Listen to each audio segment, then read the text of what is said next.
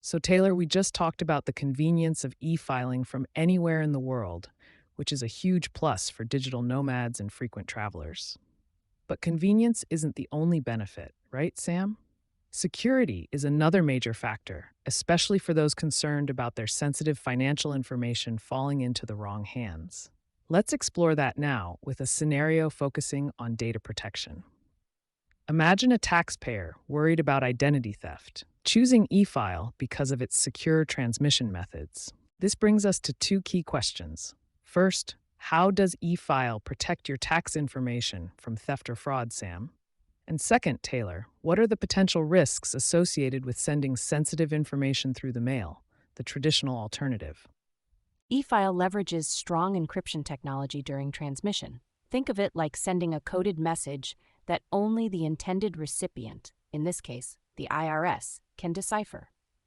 This encryption protects your data from being intercepted and read by unauthorized parties. Furthermore, the IRS has rigorous security protocols and systems in place to protect the data once it's received. That makes sense. Sending sensitive information through the mail feels risky. There's always the chance of mail theft or misdelivery. My grandmother had her tax refund check stolen from her mailbox a few years back, which was a huge headache. It took months to get it resolved. And that was just a check.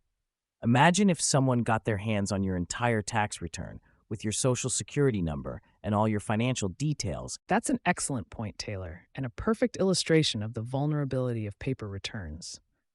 The reference article mentioned that the IRS has securely processed over 1 billion e-filed returns. That speaks volumes about the reliability of the system. Sam, could you elaborate a bit more on those IRS security protocols you mentioned? What specific measures are in place? Sure. The IRS uses a multi-layered approach to security. This includes firewalls to block unauthorized access, intrusion detection systems that constantly monitor for suspicious activity, and data encryption both in transit and at rest. They also have strict access controls, so only authorized personnel can access taxpayer information. So, if I understand correctly, the data is protected during transmission and while it's stored on IRS servers. That's reassuring. This reminds me of what we discussed earlier about filing from abroad. Even if you're using a public Wi-Fi network, that encryption provided by e-file offers an added layer of protection. Exactly, Taylor. You're connecting the dots perfectly. Even though public Wi-Fi can be risky, that initial encryption step with e-file significantly reduces the risk of your information being compromised during transmission. And to build on that point, while no system is entirely foolproof, the security risks associated with e-file are significantly lower than the risks of mailing paper documents. With paper, you have the risk of loss, theft, damage, and even improper disposal. E-file minimizes these risks. So to recap, e-file uses strong encryption to protect your information during transmission. The IRS has comprehensive security protocols in place to safeguard your data once received.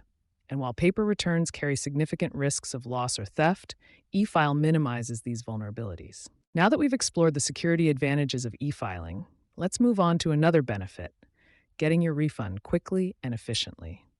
This leads us to our next scenario, combining e-file with direct deposit. But before we do, I strongly encourage everyone listening to learn more about the IRS's security measures and data protection protocols for e-filed returns. You can find detailed information on the IRS website. It's well worth your time to understand how your sensitive data is protected.